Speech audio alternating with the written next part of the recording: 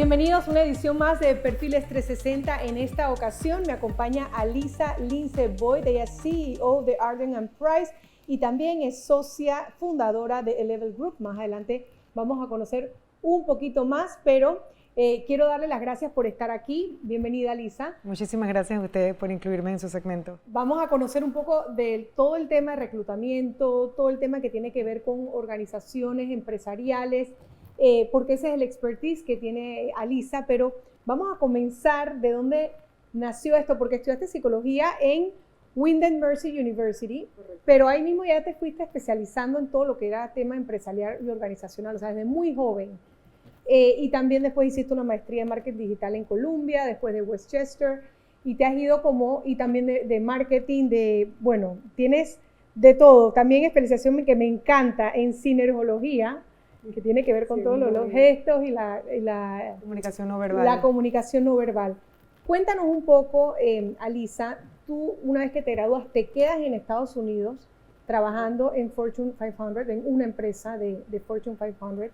Explícale a la gente en qué consiste trabajar en una empresa como esta y qué te tocó hacer y aprender ahí.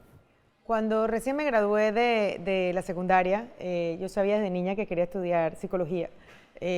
Pues me gustaba el trato con las personas y en ese momento pensé estudiar psicología infantil, pero a mí me tocó el tema de la reforma educativa, así que entré más tarde a la universidad porque nos graduamos en febrero de la secundaria y me dio la oportunidad de meterme en la USMA para adelantar materias. Mientras me iba, pues mi plan era irme a estudiar afuera, y ahí aproveché a trabajar en un kinder para ver si realmente la psicología infantil era lo que me gustaba, y me di cuenta la semana que no, que a mí me gustaban los negocios y que lo mío pues era la parte organizacional industrial. Entonces tuve la oportunidad ya de irme afuera. La verdad que la educación que tuve en la USMA fue muy buena, me reconocieron todos los créditos que tuve aquí, me los convalidaron allá y seguí, y ahí continuaba diciendo, pero yo quiero la parte empresarial.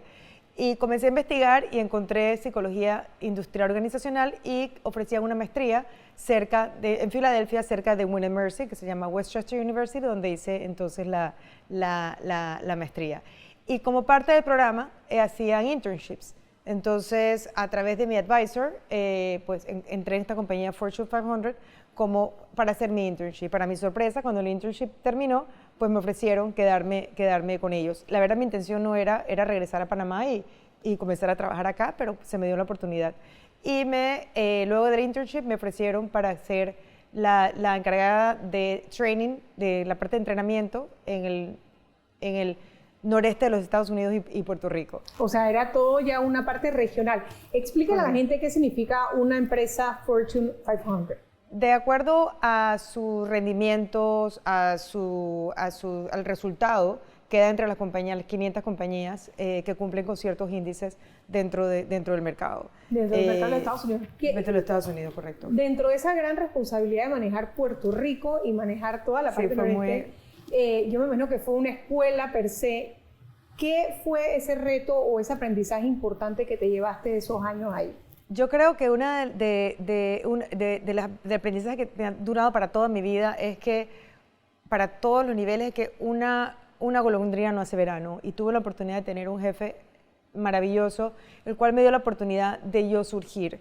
Me guiaba, me orientaba, pero a la hora de presentar la parte corporativa, cuando venían los CEOs de las diferentes divisiones, él me revisaba un poco primero el plan, pero me dejaba a mí participar. Y creo que esa es una de las claves que todo líder debe tener, acompañarse por gente competente, recurso humano talentoso, y que sean mejor que uno, porque uno, aunque estén arriba o abajo, uno de todo el mundo siempre tiene algo que aprender. Y no me quiero adelantar, pero más adelante lo vamos a conversar, la importancia de ese tipo de liderazgo a la hora del relevo generacional, ¿no? De dejar que se expongan, de dejar que, acompañamiento, que tengan la experiencia guiado por uno. Pero dejar la exposición también. Correcto. A las nuevas generaciones. Correcto. ¿Por qué regresas a Panamá a abrir tu propia empresa? O sea, viniste como ya muy decidida a abrir Arden & Price, que es una empresa de servicios justamente de temas organizacionales. Correcto. Y de reclutamiento. ¿Qué necesidad viste para decir yo voy a abrir ya mi propia firma, digamos, de este servicio? Es algo curioso, y se conoce a nivel mundial que el panameño no migra. El panameño, después de un par de años, regresa a su terruño porque el país tiene algo que lo hace uno regresar. Yo tuve 10 años, casi en total 10 años afuera, y llegó el momento de regresar. Me acuerdo que llegué a mi primera entrevista laboral en el Chase Manhattan Bank con el señor Olegario Barrelier, que era el gerente general, y yo pues me siento, comienzo a entrevistarme, a preguntarme, y lo primero que me pregunta pues cuál es tu aspiración salarial. Pues en el momento no entendía que una cosa es la economía americana y otra cosa es la economía panameña. Y cuando le dije mi aspiración, le digo, pero muchísimas gracias. Literalmente, mi vicepresidente no ganan eso, no, muchísimas gracias, un placer. Y él me dio realmente un aprendizaje y me dio un mensaje que lo apliqué yo y lo aplico yo todavía a la generación Z y los millennials, cuando vienen recién graduados, que tienen todas estas aspiraciones económicas, y digo, lo más importante es entrar y aprender y tener la actitud, y con eso tú vas creciendo dentro de la organización, pero no pongas desde el principio, como me pasó a mí un poco, barreras. Pero gracias a él, yo dije, pero un momento, realmente en Panamá el recurso humano es mirado como manejo de personal, como manejo de planilla, manejo de unas vacaciones, no es la alineación del talento humano a la productividad laboral y al obtener las metas organizacionales. Entonces ahí vino la idea de fundar Ardent & Price. Vamos a hacer una pequeña pausa y al volver vamos a hablar un poquito no solo de lo que hacen o de las razones por las cuales te buscan en Panamá, y así entender un poco las necesidades del mercado, sino también vamos a hablar un poco de la actualidad, de cómo estamos a nivel organizacional, a nivel de productividad, etc. Hacemos una pausa, enseguida regresamos, estamos con Alisa Lince Boyd. Ya volvemos.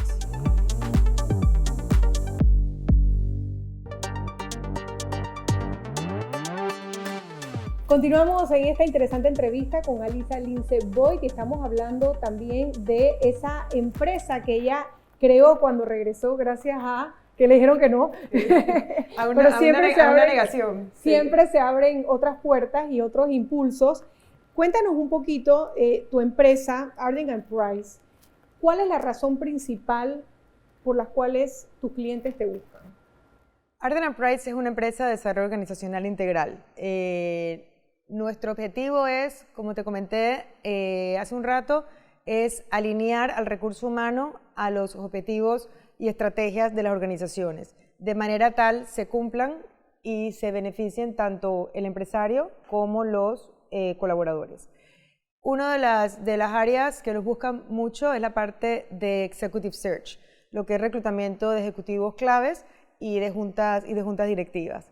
En Panamá, a veces leo en los periódicos y en revistas, dicen Panamá no tiene talento, Panamá hay talento. El único problema del panameño es la parte de la productividad. El panameño necesita empoderarse de su puesto, necesita ponerse la camiseta de las organizaciones y tener la actitud correcta. Una pregunta, en temas de productividad, porque vamos a separar dos cosas. Uno, en temas de ejecutivos de alto perfil. ¿Tenemos el talento para llenar los puestos que se están demandando en temas también de multinacionales que están llegando? ¿O las multinacionales siempre traen sus posiciones claves de afuera? O sea, ¿hay ese balance entre la oferta y la demanda de ejecutivos de alto nivel? Mira, en Panamá hay ejecutivos, la gente es competente, la gente es educada. Si hay ramas, yo te pudiera decir a lo mejor muy específicas, te diría en el área de tecnología. Ahora con todo el tema de inteligencia artificial, pues hay todo este tipo de programaciones, pueden ser temas que nosotros hemos reclutado yendo a Chile, por lo menos, a buscar ejecutivos para tener la posibilidad de emplearlos acá, que están un poco más avanzados en esa parte. Pero en Panamá hay talento humano. Es un país de tránsito, por lo menos por lo que nos da una oportunidad de tener una apertura a la cultura, al conocimiento de más allá de tu propio campo. Y sí. Eso es una ventaja. Sí, la verdad que tenemos una... Cuando hablas de productividad, que tenemos que ser más productivos, la palabra productividad puede sonar como muy amplia. ¿En cómo se mide la productividad de un país, de una posición, de un personal? Yo te lo pudiera dar como una línea de ensamblaje. Cuando yo trabajaba en Estados Unidos, así como medíamos, se llamaba Teledyne Packaging, y hacíamos los tubos de los productos farmacéuticos de compañías como Ortho, Pfizer, y yo medía la productividad de las líneas de producción de acuerdo a la cantidad de tubitos que se hacían al final del día, ¿no? Por shift, que era por turno.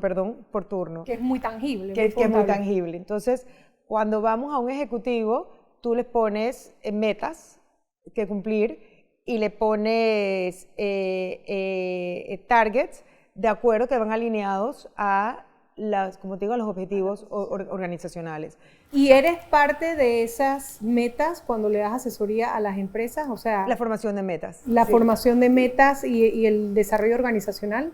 Caminas con ellos cuando creas la misión, la visión, su estrategia, y en base a eso entonces lo alineas a su recurso humano. Hablemos, Alisa, aunque yo sé que tu expertise es más todavía en ejecutivos de alto rango, digamos, de ese perfil, pero hablemos un poco también de las nuevas generaciones, de los millennials, de los Z, de los que se están graduando. Se dice que no quieren comprometerse a largo plazo, que es difícil a veces trabajar con ellos porque buscan mucho propósito, y si no encuentran el propósito en las empresas, como que no hay ese compromiso. ¿Qué nos puedes decir en tu experiencia y qué crees que está pasando con las nuevas generaciones a nivel organizacional? Cada generación tiene su formación, ha tenido de acuerdo al momento en su vida que han ido creciendo, que se han ido educando. Tenemos la evolución industrial, el tipo de patrón que tenían los baby boomers, tenemos los millennials, la generación Z. Entonces, cada uno ha nacido en un momento de acuerdo a la necesidad de la demanda de una economía a nivel mundial. Y realmente esta generación millennial más la Z han crecido en un tema instantáneo. Todo tiene que ser ya. Y realmente por la evolución de la tecnología. Y nosotros mismos nos pasa. Claro. Queremos el resultado ya. La gratificación instantánea. Entonces, a lo mejor no lo tenemos tan acentuado porque hemos tenido la experiencia de hacia un poco más de baby boomers, un poco más de la tradicional, pero es una realidad. La demanda está, las empresas, y luego de la pandemia, todavía se ha acelerado más en la respuesta que las organizaciones y el individuo requiere a la hora de tener respuesta. Y claro, es súper importante, pero a veces tú le dices a un millennial o un Z que necesitas 3 años del puesto para poder llegar a una gerencia, y te dicen, en 3 años pasó una vida. O sea, todo lo que hice yo en 3 años. Sí, exacto. ¿Cómo se balancean las organizaciones ese relevo generacional de tener a los grandes ejecutivos con experiencia y con trayectoria, pero a tener ese balance de instantáneos, de creativos, de toda esta tecnología? ¿Cómo se maneja eso en la organización? Voy a hacer un paréntesis y un dato curioso. Antes de la pandemia, estábamos haciendo muchas negociaciones con empresas para hacer el relevo generacional. Porque, claro, los millennials eran mucho más, a lo mejor hands-on, más rápido, aprendían más creativos, más con la tecnología, y ya pues tenías los baby boomers, que ahí estaban ya en un periodo, a lo mejor no eran tan tecnológicos, y comenzamos, pues, y no en Panamá, es realmente a nivel mundial, que se comenzó a hacer acuerdos para hacer el relevo generacional y llevarlos hacia la posición, hacia el cambio, correcto. Vino la pandemia, se fue la pandemia, todavía se enfatizó más el tema de la respuesta y la rapidez con la que se requería para poder abastecer la demanda dentro del mercado. Entonces, ¿qué pasa con los millennials? Que sí, lo hacen todo, quieren todo más rápido, todo instantáneo, pero no tienen el conocimiento organizacional y no tienen tampoco el conocimiento de un baby boomer tiene para poder ejecutar rápidamente. Entonces, tienen la velocidad, pero no tienes el conocimiento. Claro. Entonces, ¿qué comenzaron a hacer las organizaciones? A nivel mundial, comenzaron a llamar nuevamente a estos baby boomers que habían llegado a un acuerdo, que habían pues realmente de retiro que les costó mucho, bastante dinero, pero se dieron cuenta que el millennial sí podía, pero no tenía el conocimiento para poderlos llevar rápidamente donde ellos querían. O sea que entonces, seguimos necesitando ese balance. Comenzaron a llamarlos de vuelta y diciendo, bueno, toco la puerta, hola Pablo, ¿cómo estás? Te queremos de vuelta, pero ¿qué pasa? Que Pablo ya le gustó su vida de retirado. Entonces, claro, ahora quiero más. Entonces, no solamente era regresarlo nuevamente al puesto y convencerlo, sino que le está saliendo más caro porque ahora Pablo quiere más compensación. Entonces, la idea ahora es traerlos de vuelta, que es lo que se está en la práctica a nivel mundial, trayéndolos de vuelta en un tipo de negociación diferente, pero permitiendo tener ese trabajo en conjunto del baby boomer con el millennial generación Z, para hacer realmente el relevo generacional que se debe haber planificado desde un principio. Como debe ser. Bueno, muy interesante. Vamos a hacer una breve pausa. Al regreso continuamos hablando de estos temas con Alisa Lince Boy. Ya regresamos.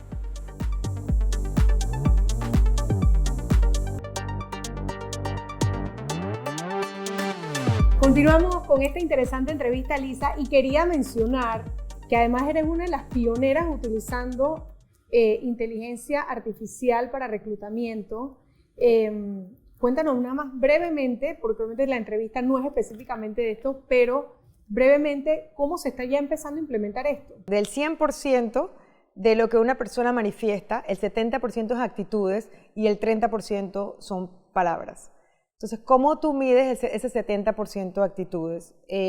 A través del tiempo, uno va estudiando y va creando ciertos patrones de interpretación que te ayuda un poco a ver los gestos y a ver las actitudes que tiene el profesional cuando está conversando contigo.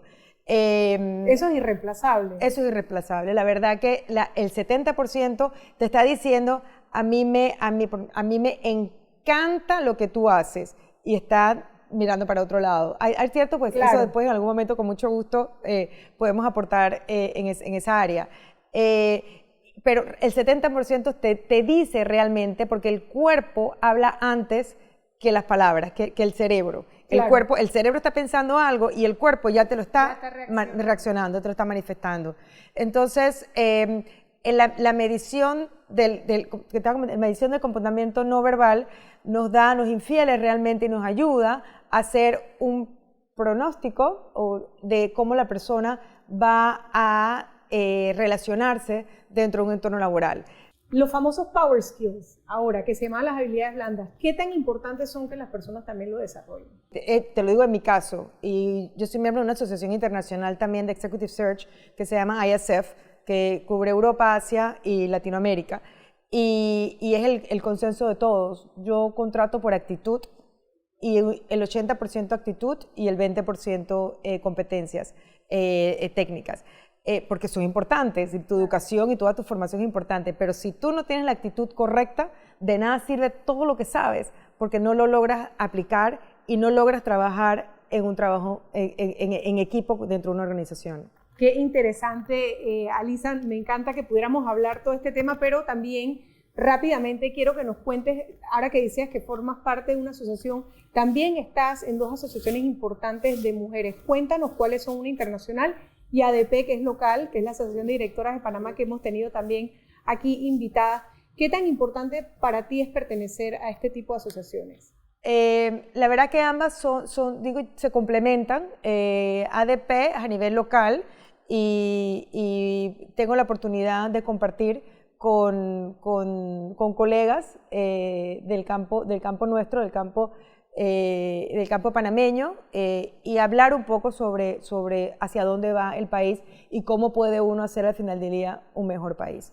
El Women's President Organization, WPO, es una asociación internacional que tiene como objetivo intercambiar mejores prácticas entre empresarias a nivel del mundo. Entonces, yo estoy en el capítulo de Latinoamérica y en el capítulo de España. Y la idea es reunirnos, como te comenté, y intercambiar.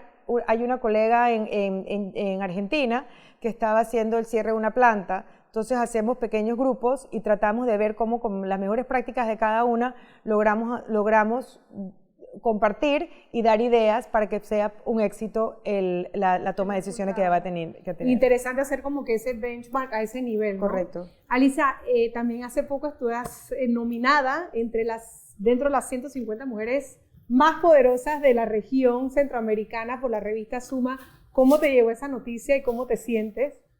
La verdad que fue totalmente sorpresa. Yo estaba en un viaje de negocio en Bordeaux, en Francia, y por el cambio de hora me acuerdo que me desperté, tenía una reunión, salí, vi que me había escrito una colega de la Cámara Americana de Comercio y me ponía felicidades, pero en el momento no entendía y salí rápido al desayuno que tenía y al final de la tarde digo, espérate, mira que salió un listado de la revista Suma, súper, cuando fui a leer, digo, pero espérate, mi nombre está allí. Y bueno, la verdad que fue sorpresa, pero se lo agradezco mucho a la revista Suma por haberme incluido y por haberme considerado para ser parte de. Y además eres cofundadora de Elevel Group. Correcto. Cuéntanos un poco en qué consiste este coworking clínico. Cuéntanos un poquito en qué consiste y por qué formas parte, digamos, de esta nueva fase. Durante mi formación es psicóloga industrial y me apasiona y para mí es muy importante la salud mental del individuo y del ejecutivo. Y para realmente ser productivo no solamente es, que estás tocando un poco esa parte, no es solamente tener un trabajo. Hay 5 áreas, 5 variables que una persona debe tener estable para poder realmente al final del día ser productivo y ser feliz. Está tu estabilidad laboral, tu estabilidad económica, tu estabilidad física, tu estabilidad mental y tu balance integral. Y durante la pandemia pues había muchas personas y todavía pues estamos en el efecto porque no fue nada fácil, fue esperado por nada, unos efectos muy impactantes, no sé qué palabra utilizar, pero para el ser humano, inclusive para uno. Y aquellos temas que estaban escondidos un poco, se dispararon claro, a la hora de presentar esta situación. Y las empresas nos buscaban para ver cómo podíamos ayudar a su recurso humano a tolerar muchos de estos crisis y conflictos que no solamente tenían a nivel laboral, sino muchos eran a nivel personal, a nivel de su casa. Y bueno, se me ocurrió la idea de formar un coworking clínico. Tenía el espacio, se me acababa de desocupar un espacio de oficina que tenía, estaba más o menos dividida en este tema y un día fui a ver y me puse a pensar, digo, pero si aquí funcionaría perfecto. Entonces, ¿alquilan esos espacios los psicólogos? Se alquila el espacio a los psicólogos, igual se ofrece el servicio de los psicólogos a las empresas que requieran para fortalecer la salud mental de su fuerza laboral. Increíble. Bueno, Alisa, se nos está acabando el tiempo. No me gustaría despedir sin que le dieras un consejo tanto a hombres y mujeres. Este es un canal donde hay muchos profesionales. ¿De qué tiene que tener un profesional para poder seguir desarrollándose en su carrera? Cuando me hacen esta pregunta, me quedo pensando porque hay tantas áreas importantes y entre más conocemos, entre más sabemos, entre más nos involucramos, todo eso forma parte y nos fortalece como personas y como profesionales. Pero y durante los años va variando, vamos ajustando de acuerdo a la necesidad que tenga el mercado. Pero una variable que es una constante y que no ha cambiado, y lo que estábamos conversando, es la actitud. La actitud correcta te lleva lejos dentro de una organización y lejos en tu propia vida personal. Y tu vida personal y tu vida profesional va amarrada. Total, al final del día pasamos la mayor parte del tiempo dentro de nuestras organizaciones. Entonces, con la actitud correcta y no le tengas miedo a involucrarte. Si estás en una organización y hay que ir a archivar, y tu puesto de gerente, bueno, hay que archivar.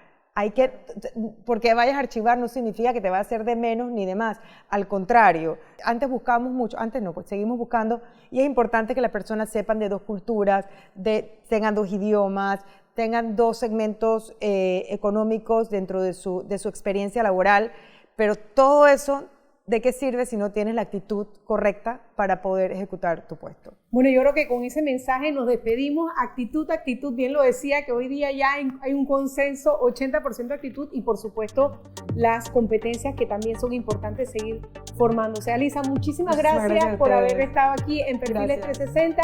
De esta manera nos despedimos y será hasta la próxima. Chao.